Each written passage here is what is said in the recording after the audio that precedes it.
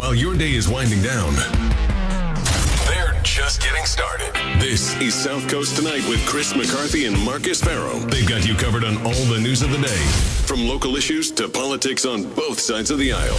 This is the place where the movers and shakers come to be heard, to listen, and where they're held accountable. This is South Coast Tonight on WBSM.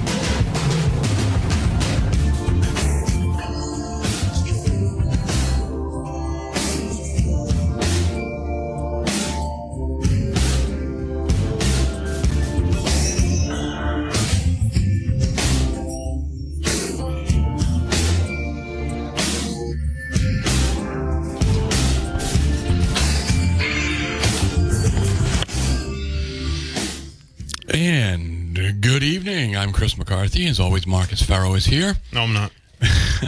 Welcome to South Coast Tonight. I'm just producing today. We have, I think, an interesting story for you folks. It's going to take a little bit.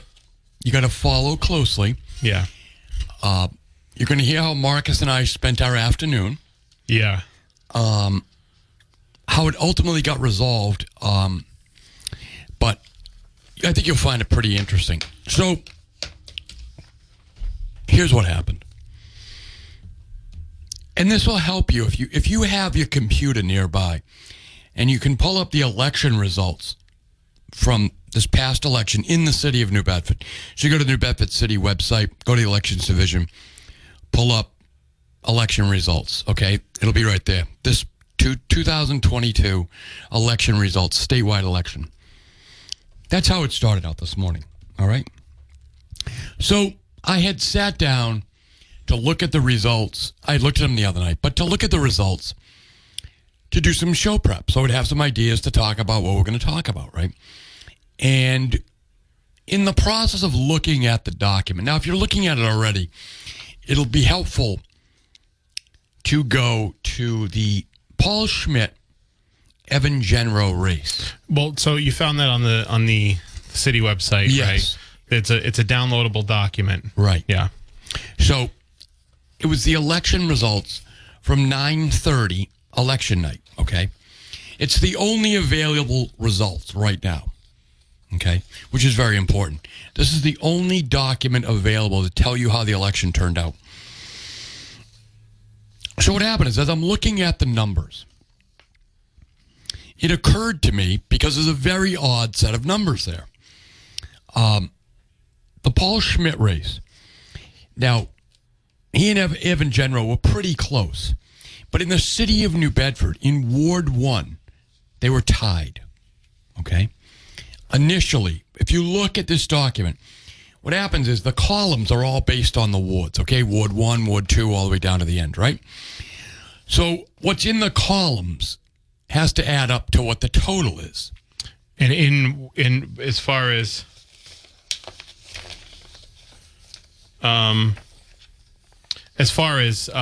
Gendro and Schmidt are concerned, the only ward in their district is Ward 1. Is Ward 1. Because they represent a bunch of towns. Correct. To include New Bedford, but only Ward 1 in certain precincts in Ward 1. Right.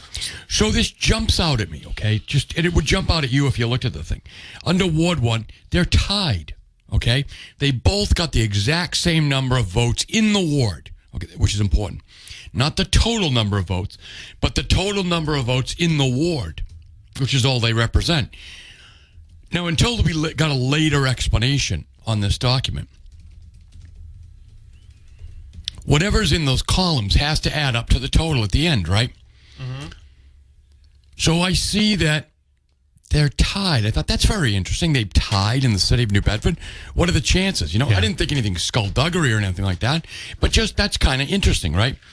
So then I look over at the totals. Paul Schmidt has a higher total than the amount of votes he got in Ward 1. And by the way, so does Evan Genro. So the total number of votes cast in Ward 1 didn't equal the total number of votes in the city. Exactly. Right? Right. So I'm looking at the thing. I'm going, am I crazy, right? I had a stroke, so I don't always get everything right. And my eyesight isn't as perfect as it used to be. So I call Marcus. I texted over to him. I go, Marcus, take a look at this. Am I crazy? Look at Ward 1 Schmidt general race. Now remember, that's already been called at this point, right? We knew it was close in the towns too, but Yeah. Marcus says to me, "You're not crazy. I see the same thing." Marcus sees the same thing I see. The number of votes doesn't add up to the total number of votes. The number of votes in Ward 1 doesn't add up to the total number of votes in the city, and considering their only New Bedford district, in their district, the only ward they have is Ward 1, those would have to add up. Right. So now we start looking. The next run, right? You start to look. We see another rep race. It's wrong. That the total number of votes cast in the district by the columns don't add up to the total number of votes that they're giving the credit for. So we're seeing candidates with more votes than they're getting in the individual wards. Yeah. Which is obviously mathematically impossible, right? Right. Because they score their points, so to speak, points in each column. If you represent, like if you represent a part of Ward 1, so you're going to get so many votes there. If you represent part of Ward 2. So we added up a bunch of other races, and none of them added up to the total numbers. Right. Yeah. And so we're like, now we add up. I add up all of the Hodgson race. Okay. Hodgson and Haru. We come out with a crazy number. We come out, so when we added up the Hodgson and Haro numbers that were in the ward columns and not the total numbers, because we all know of Haro's very famous and electorally decisive 4,500-ish point victory in New Bedford. So we added it all the ward columns up, and we came up with Haro with a victory, but one that would be 2,400 votes fewer. Right. Than his total victory in the city. So we're like, oh God, right? Because if Haro won by about 2,800, we're like, oh my God, is this a recount? Right. So now in the meantime, we realize we're not crazy because the numbers are not coming up right, and so start to reach out to a few other people. I reach out to a few, and I'll leave their names out of this, but electoral experts, right? Just say, Marcus and I. Oh wait. In the meantime, we bring in Tim. Weisberg, right? Yeah, we looped in everybody because we want everyone else to look at this. Yeah. What the hell are we missing, right? So we're looking at this thing and we're going, look, these numbers don't add up. So reach out to a couple of electoral experts. They had a couple of theories. Turns out most of them were wrong as well. But again, it's not really our job to guess why the numbers are wrong. We're just trying. Yeah, right. Right. Exactly. So these numbers came out without explanation. Yes. There's no explanation. We're adding up. And again, if you pull this up on your computer, you'll see just what we're seeing. The fact that the total number of votes does not align with the total number of votes cast in each ward. Okay, when you add those all up. Then Marcus reached out to another town. Tell folks what happened there. So I just looked at the unofficial results because these are all unofficial results. I looked at all the unofficial results in Fairhaven, and it turns out I added up a bunch of races, right? And they all added up perfectly. Like the Strauss race and the sheriff's race, all the numbers added up perfectly.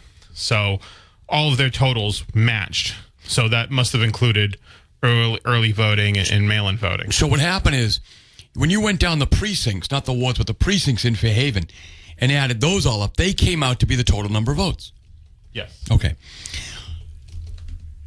Right before we were coming on the air, we had reached out to the city on this. So everything goes through the mayor's office now. Yeah, so if you so the way it works here, communications, just for people who don't know, with the city, is that if you want to ask the fire department had a question, if you want to ask the elections department had a question, parks department, you ask the mayor and you ask the mayor's public information officer. In this case, it's Holly Huntoon, right? Who we reached out to. I sent her an email, and she got back to me pretty quickly.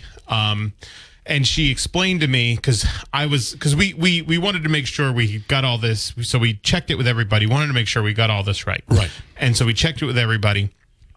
I email Holly Kuntun every reason that I had to be asking these questions, like, well, this, and this. And she got back to me pretty quickly. Mm-hmm. And so she said to me that these numbers, the totals are correct, and all the ward columns are in-person voting. So what's not counted in the ward columns are the advanced deposits, that being vote by mail and in-person and in-person early voting as well. So I said, okay, that makes sense. Apparently they have until the 23rd to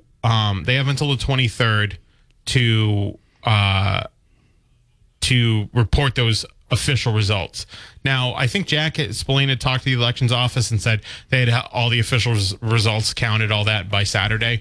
We still haven't seen them. They have till the 23rd, so that I guess there's that. But what everything's above board, it seems. Yes. So I just want to be clear about that. Everything's above board, but there was I think it's an issue with your communication of the results, especially in a time like this, right, where you just sort of laissez-faire post the numbers on the elections website without an explanation why. Any explanation. So here's the problem. And there should have, in these official printouts, been a column for early advanced deposits. So when I started going through with one of the election experts, we started doing the math, the percentages, everything backwards and forwards to try to come to some conclusion, because we knew there was a problem, but trying to figure it out. And the person said to me, I think there's supposed to be another column here, just as Marcus said. There should be a column that says early voting, right? The reason that it didn't occur to us right away for early voting, let me explain why. Voters tend to behave statistically as they previously behaved. Not always, but generally speaking. That's how they're able to call elections, okay? Because based on the results of this is how they have always traditionally voted. When you looked at these numbers, the discrepancy was enormous. The discrepancy, it turns out, is the early voting. But the early voting traditionally in the city of New Bedford, as you've heard me here say repeatedly, is 6 to 7%, year on, year out. 6 to 7% of the voting is done early voting. So these numbers were way off. They weren't 6% off, 7% off. They're in like the 30% off, okay? So that's because in some races, that's how high the early voting was. Yeah, so the sheriff's race in particular, almost the entirety of the margin of victory in this race was early and mail-in voting for Mayor Hero. It is really amazing how But nothing's wrong with it. Nothing's wrong with it. Right. But I think it just had demonstrated that early and mail-in voting has become an integral part of the elections process here locally. And it's clear that his campaign did everything. It's nothing wrong. They did everything right. And they got their vote out. And one of the reasons Chris and I were so skeptical of this, and one, I really do. So maybe they have more votes. Fairhaven didn't seem to have a problem with this, right? Okay. Right. They didn't seem to have a problem with this. Maybe there's more votes in New Bedford. I get that. Might be harder to do because there's a lot more people, a lot more voters in Fairhaven. But they should have at least made it clear. Yes. I think, so that, because we look at it and it's not just us. Not just us. Other people. Everybody can look at this. Let me tell you. I'm going to tell you who, but I'm going to count. 1, 2, 3, 4, 5, 6 people, 7, 8, 9, including us, looked at this and never came to that conclusion. Yeah. Until finally, we realized that it could not be, as I said to Marcus, whatever's wrong is not wrong. Basically. In other words, whatever happened didn't happen. In other words, our wildest dreams of which we don't think the election was wrong, anything like that. So whatever the answer is, it's here in the papers. It's here. It's a legitimate thing that happened, but why the hell is it not in the paper? Yeah. Why did not they put an addendum and say early voting, mail-in voting, whatever? And I guess one of the reasons we've been skeptical is because it seems like there's a big hullabaloo every election with this under this tenure, where the last few years there's always been an issue. They've been reporting too late, or last time there was like a malfunction with computers or something like that. This year there was a bunch of voting machines broken. People are leaving back. I heard this explanation earlier. I don't accept it at all. So people are like, oh, just leave it on the chairs, leave it on the. That's what they told us. Leave it in a tote bag, right? And they said, well, those ballots are being watched. By who? By apparently poll workers and police officers. You can't expect somebody to just say, "Oh yeah, okay." That the people's votes mean a lot to them. Yes, people's votes mean a lot to them, and you can't expect to like, "Oh, we'll watch it." Don't worry, it's not how the system works. We'll watch it. It's okay. So that's not like really, and I get, and you're not a crank for complaining about it. You're not a crank for complaining about it. I don't think you're a crank for complaining about. Leaving your ballot, something that's very important to you. And by the way, something that's private, right? Something that's private. You're not supposed to reveal who you're voting for. It's a fundamental component of a safe democracy. Exactly. Is keeping your secret ballot. Is keeping your vote private. So you're not a crank or a wacky conspiracy theorist for being upset about that, saying, oh, I'll keep a watchful eye over your ballot. Well, who are you? Right. And also this, folks, you and I have one voting experience per cycle. Yeah. So if my voting experience is odd, right? It's a I'll leave the ballot on the chair. We'll watch it later. Mm-hmm. I'm going to walk away thinking that's happening to everybody. Yeah. Right. It's not. The people on television tell you this and the other thing, but that's one thing. But if you have an actual experience, where your voting experience is wrong, that is wrong. Yeah. Then. What are you supposed to just go home and be quiet about it? Yeah, because you're not going to hurt. You don't want to hurt somebody at the elections office's feelings. Or you don't want to, and also you don't want to get picked on, which I understand. Right. I get it. When you bring forward a legitimate complaint, if you notice, Marcus and I, people brought forward their legitimate complaint. We didn't chastise them. We said, hey, it's an open. We're a show. Election just happened. I believe you. Yeah. There might be a legitimate explanation, but I haven't heard one. I think there's maybe like for a lot of people. A need to like want to defend the integrity of elections, right? But you can do that while admitting that there's an issue with how a particular election is ran. Absolutely. Administratively, not as a matter of fraud, but administratively. That would give people even a reason to question it. So it's because I have confidence in the system that I called you, Marcus. It's because I said these numbers don't add up. What's the problem? It's not that I think, oh, something happened, or not because Marcus and I aren't afraid to bring to you something we see that's out of sorts. Yeah, but both of us believe in the election. Yeah, but it's just a matter of. I don't think there's a clear communication coming out of the elections office of how things are run. Right. Because listen, I'm going to be frank with you guys. When the elections officer, when the chair of elections came on Phil's show in the morning and said that the guy who criticized him lives in a basement or something like that. Right. I thought that was a terrible thing to say about someone you're supposed to be serving. Of course. Terrible. Can you imagine? He's a public official. Can you imagine if like someone criticized like. The chief of police. The chief of police. The chief of police said, "Oh yeah, well that guy's a basement dweller or something like that." It's kind of a crappy thing. And like, first of all, it's fine to like there's nothing wrong with someone's living situation doesn't make their opinion wrong. Correct. Second of all, Second of all, even if you're saying that, it's just I think it's a really crappy thing to say about someone that you're supposed to be serving. Right? You're supposed to be, if you're a public official, be ahead of that. You're supposed to take that. That's the responsibility. Rather than addressing the legitimacy of their complaint, you insult them. Yeah, exactly. That is not the way it's supposed to be done. It's not the way it's supposed to be done. Because that's an attempt to intimidate. Yeah. It really is. It is, yeah, because you're going on a public space, you're using your position of authority to then say, well, this person is some sort of dependent or derelict. There's something wrong with There's them. something wrong with this person. And that is a warning to everyone else with a similar experience. Keep your mouth shut. You're going to get insulted. Yeah, exactly. That is called intimidation. Yeah. We got to take a break.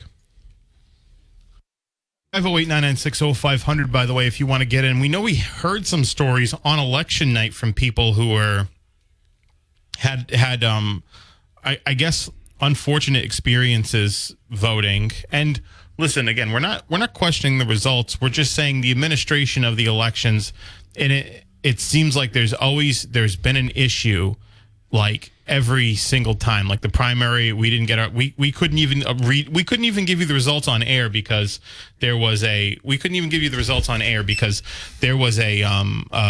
some sort of malfunction or something like that. Something happened. And then there was sort of like a lack of like really the next day they didn't even send the results to the newsroom. They didn't even send the results to the newsroom. I had to get them from Jack Spillane to send them to Kate. So we like us, they didn't send the biggest media outlet in the entire Greater New Bedford area. Right. They didn't send us the results. Right. They didn't send it to us, our news person. So I had to then. Now in Fairhaven, they have a list. Yes. And you just send them out. Like I called Linda Fredette over there last Tuesday. I said, hey, can you send me those results? She goes, I'll put you on the list. Put you on the list. Just gets sent out. Bam. So the fact that it didn't get to our news department during the primary, we couldn't get the results till 11. We couldn't read them to you on the air.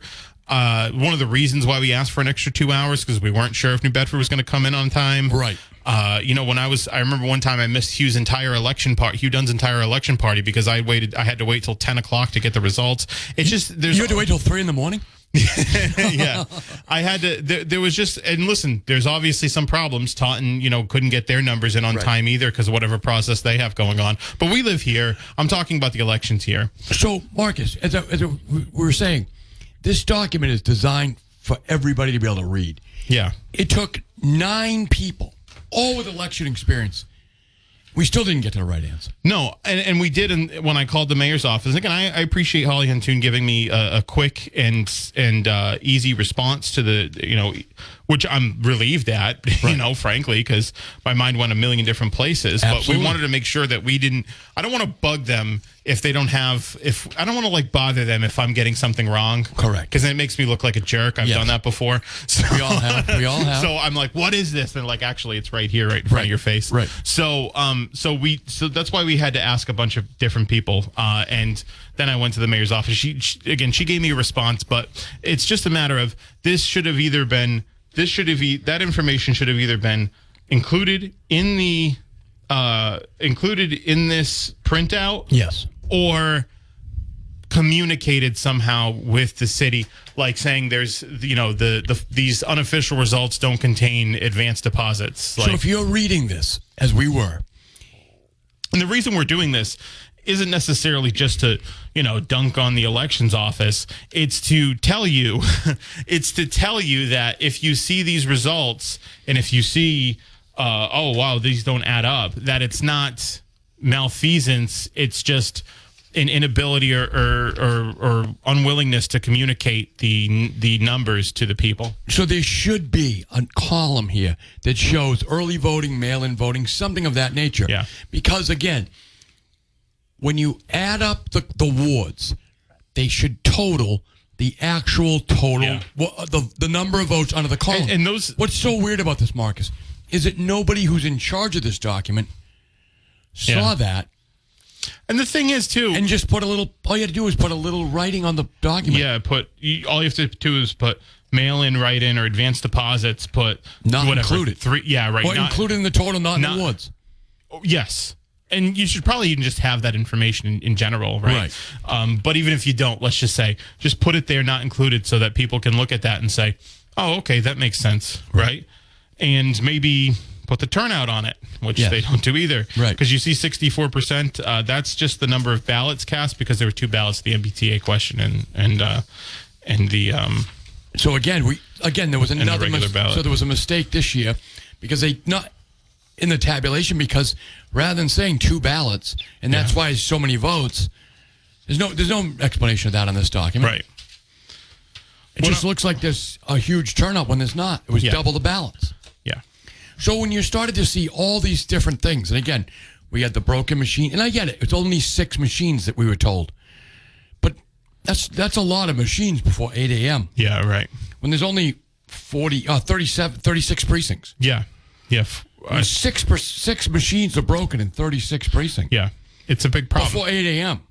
And you're asking people to just leave their ballots aside, which, one, again, could potentially be a violation. Now, we're not trying to say that the poll workers had any intention of doing this, but what is the person going to cast their ballot? Why do they have any reason to think that? Right.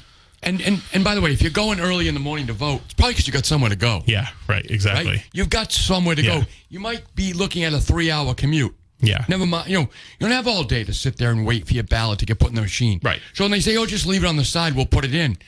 Well, that seems like a reasonable alternative to you if you have a 3-hour commute in front of you. But I assure you, it's not a reasonable answer. No, it's not. It's not a reasonable answer for, again, like I'd be uncomfortable with it. You walk away thinking, what's going to happen to my vote? Yeah. Right. Exactly. And you want, the thing is like we've said before, especially nowadays, you want people to have some confidence in it. And if it's happening all over the place, like I haven't heard it happening anywhere else. Maybe it did. I haven't heard it happening anywhere else. I want you to, if you're recollecting on this conversation, to remember exactly how Marcus and I laid this out.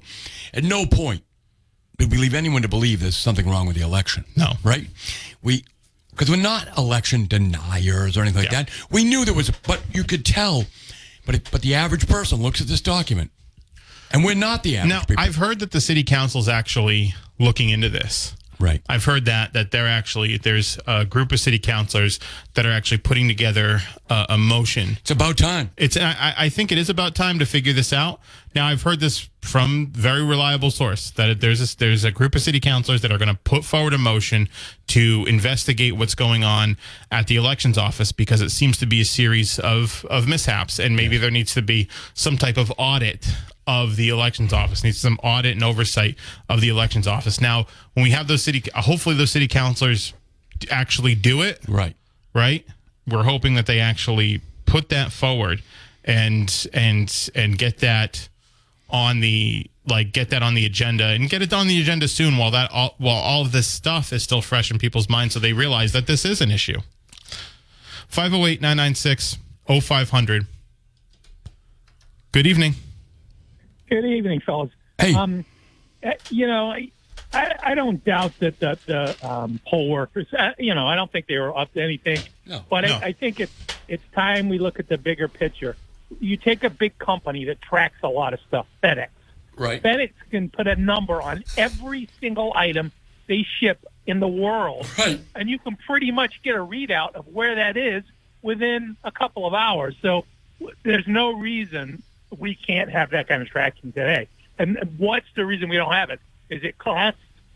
I don't know if it's cost. Is it a reluctance? Someone? I don't know that either. But the reason we can't have that. So I agree with you that we've been doing this for a long time.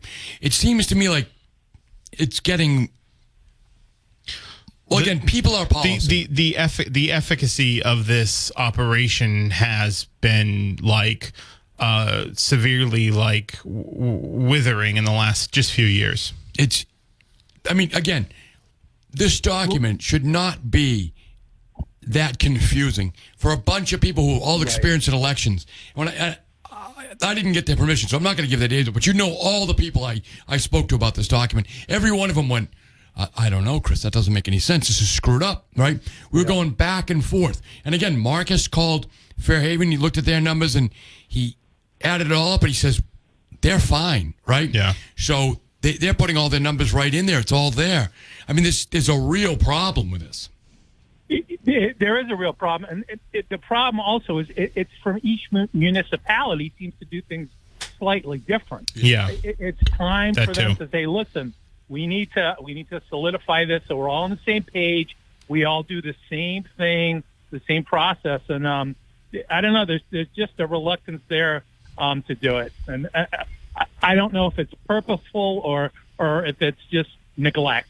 Bureaucratic inertia.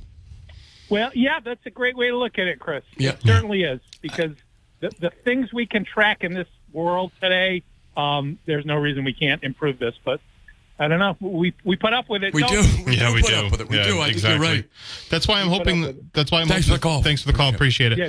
That's why I'm hoping the city councilors can do something about it. I hope that they really understand that this is right here, Marcus. If you and I were not tempered people, if we were not willing to just not shoot from the hip, this could have been a big problem. Because I assure you, folks, we looked at this every which way before we finally got to the right answer. Hey, listen, I see you guys on the line. We're going to take a break. We'll be right back. 1420 WBSM, where freedom of speech lives. Open. Marcus McCarthy. South Coast Tonight is the place to react to all of the day's news and where they make some news of their own. I'm in the right place. Back to the talk now on WBSM. Hey, welcome back to the show, 508-996-0500. Good evening, you're live. Good evening, team. How you doing Hey, today? Tom, what's up? Well, I got a question for you. In that column that you were talking about, were there any columns for blanks? No. No. No column for blanks. Let me No, check. there isn't. I'll tell you why I know there isn't, Tom, but I appreciate the question. There's no, under each candidate, each Right. race? No, there isn't. Right. So the question, Tom, I'm glad you brought that up because one of the experts I talked to said, what about blanks? And I said, well, I don't, we were trying to look at every which way, but blanks are not included on here either. So that's a good question. There's yes. a voter turnout blank at the very top, but there's not one for each candidate. race, right. Each race. See, the issue that would surround that, a political junkie like me likes to know what the percentage turnout is, and we had that issue with 2 ballots. So what if somebody left the sheriff's race, which was the most exciting race in a long time? You guys did a great job on it. Thanks. But what if they left the sheriff's race blank? Neither candidate benefits from that. Right. But say the person filled in the extra ballot, and that would drive the count up. Right. And what happens to the city percentage at that point for long-term posterity?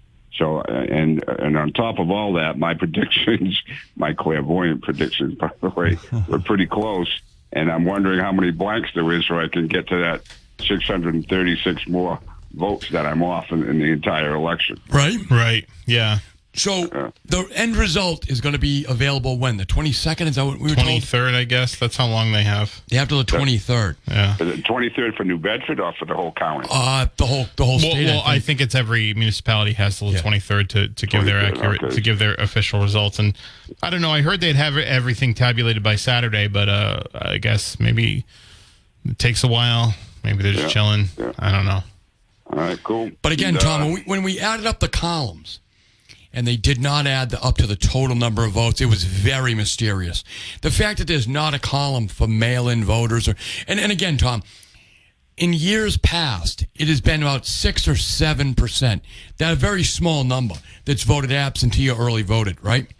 Yeah. So but you had in this case, like in the sheriff's race, Haru got like 32% of his votes came from early voting. His early voting / mail-in voting was almost the entire margin of victory. Right. So it made the numbers look, you knew right away.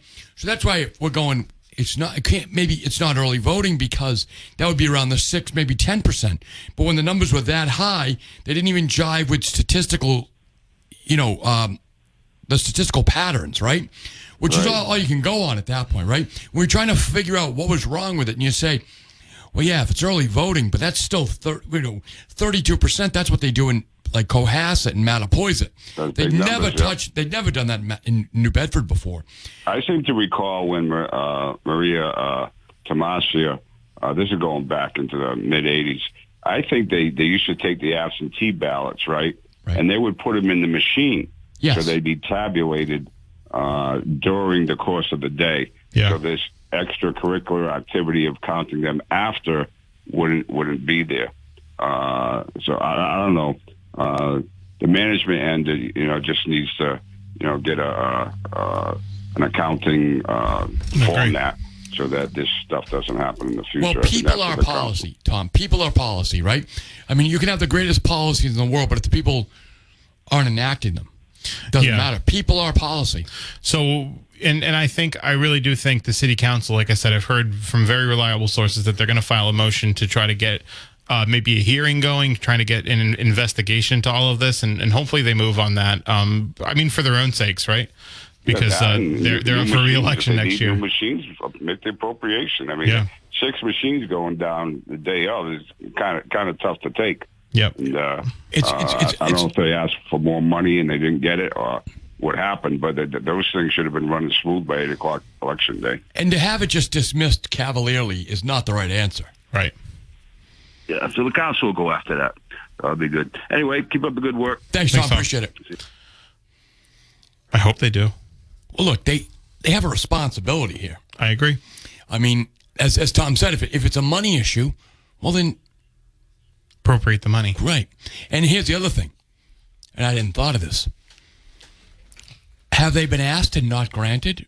And maybe that's the hesitancy?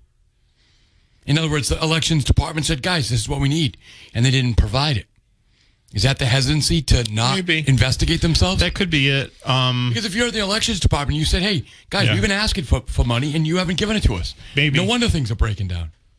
Yeah, I'd like to see the communications from the elections department. There you go. That'd be the most charitable interpretation for the elections department. Well, you know me.